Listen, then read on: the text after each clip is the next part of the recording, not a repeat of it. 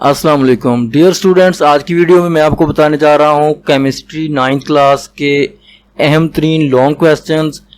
Board scheme के मुताबिक जिन chapter में से लॉन्ग क्वेश्चन आने हैं, हर चैप्टर में से कौन कौन से क्वेश्चंस अहम हैं और कौन से 4 चैप्टर्स हैं जिनको आप तैयार करके लॉन्ग क्वेश्चन का पोर्शन मुकम्मल सॉल्व कर सकते हैं।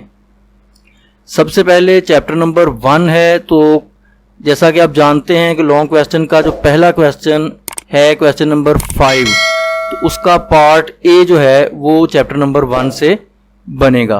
तो यहाँ पर इस चैप्टर में 3 अहम तरीन सवाल हैं। सबसे पहले कंपाउंड और मिक्सचर में फ़र्क, difference between compound and mixture. दूसरा है molecule and its types, molecule की तारीफ और उसकी अक़साम। और तीसरा है difference between molecular and empirical formula, molecular और एम्पिरिकल फार्मूला में फ़र्क और उसकी मिसालें। ये 3 क्वेश्चन हैं जो क्वेश्चन नंबर 5 के पार्ट ए में आ सकते हैं चैप्टर नंबर 1 में से। अब देखते हैं कि क्वेश्चन नंबर 5 का पार्ट बी ये चैप्टर नंबर 2 में से बनना है और इसमें अहम तरीन सवाल जो है वो आइसोटोप्स के इस्तेमाल हैं, यूजेस ऑफ आइसोटोप्स। आसान सा सवाल है, आप आसानी से इसको तैयार कर सकते हैं। एटॉमिक मॉडल ऑफ रदरफोर्ड, ये भी बहुत इंपॉर्टेंट क्वेश्चन है। उसके बाद बोहर्स एटॉमिक थ्योरी, ये कई दफ़ा पेपरों में आ चुका है। तो ये 3 सवाल हैं चैप्टर नंबर 5 में से, जो चैप्टर नंबर 2 में से जो आप क्वेश्चन 5 में बतौर पार्ट बी के ये आ सकते हैं। तो इस तरह ये क्वेश्चन नंबर 5 के ए और बी पार्ट आपके चैप्टर नंबर 1 और 2 में से बनेंगे। तो ये आप 6 क्वेश्चन हैं दोनों चैप्टर में से जो आपको तैयार करने हैं और आपका ये एक जो क्वेश्चन लॉन्ग क्वेश्चन है वो मुकम्मल तैयार हो जाएगा।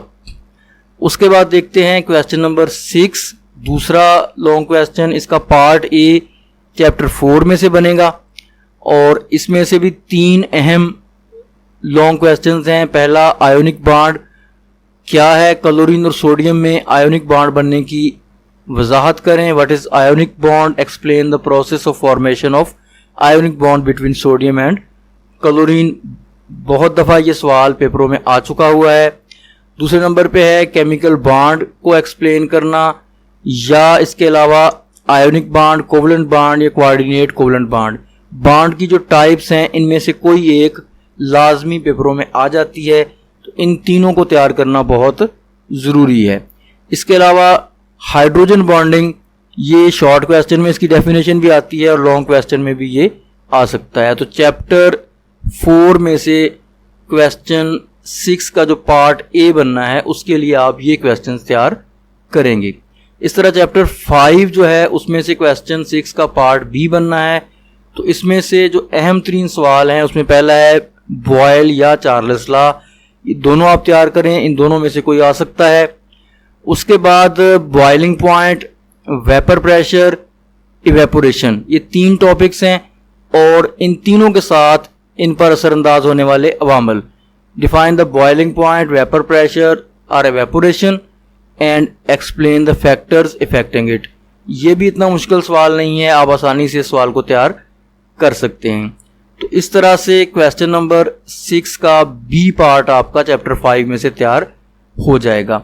तो अगर आप चैप्टर 1, 2, 4 और 5 ये 4 चैप्टर्स तैयार करते हैं तो आपका लॉन्ग क्वेश्चंस का जो पूरा पोर्शन है वो सॉल्व हो जाता है, आपको अगले चैप्टर पर जाने की ज़रूरत नहीं पड़ेगी। लेकिन अगर आप इन क्वेश्चन में से कोई छोड़ना चाहते हैं तो फिर आप अगले चैप्टर में से क्वेश्चन तैयार करेंगे। उसके लिए चैप्टर नंबर 6 में से क्वेश्चन 7 का ए पार्ट बनेगा। तो यहाँ पर एक अहम तरीन सवाल है, define solubility, effects of solute and solvent interaction on solubility और effects of temperature on solubility. Solubility और उस पर टेम्परेचर के असरात या सोल्यूट सॉल्वेंट इंटरेक्शन के असरात, ये बहुत ही अहम लॉन्ग क्वेश्चन है। तो क्वेश्चन 7 का पार्ट ए ये वाला बन सकता है, या फिर 5 characteristics of colloids and suspensions, या इनके दरमियान डिफरेंस पूछा जा सकता है। तो ये क्वेश्चन 7 का पार्ट ए चैप्टर नंबर 6 में से आ सकता है। चैप्टर नंबर 7 में से क्वेश्चन 7 का पार्ट बी बनेगा। इसका मोस्ट इंपॉर्टेंट क्वेश्चन है 5 rules for assigning oxidation state number. Oxidation state number तफवीज़ करने के 5 कवायद। ये भी एक आसान सवाल है, आप आसानी से ये तैयार कर सकते हैं। इसके अलावा explain the difference between electrolytes and non electrolytes with examples. ये भी पेपरों में आया हुआ है। ये शॉर्ट क्वेश्चन के तौर पर भी इलेक्ट्रोलाइट और नॉन इलेक्ट्रोलाइट की डेफिनेशन पूछी जा सकती है। इसके अलावा one of the most important long question of this chapter is explain the electrolysis of water in detail. Water की, पानी की इलेक्ट्रोलिसिस को तफसील से बयान करना है।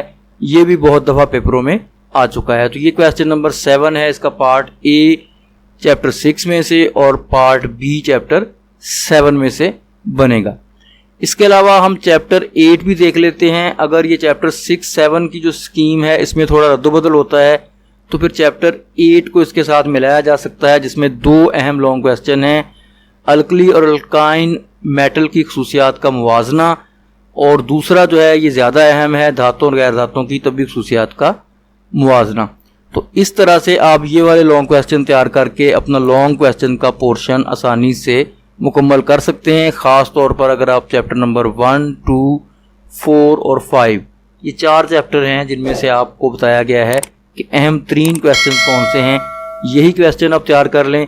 इंशाल्लाह इन्हीं में से आपका लॉन्ग क्वेश्चन का पोर्शन मुकम्मल सॉल्व हो जाएगा। चैनल पर मज़ीद वीडियोस देखने के लिए चैनल को लाइक, शेयर और सब्सक्राइब कर लें। अपना ख्याल रखिएगा। अल्लाह हाफ़िज़।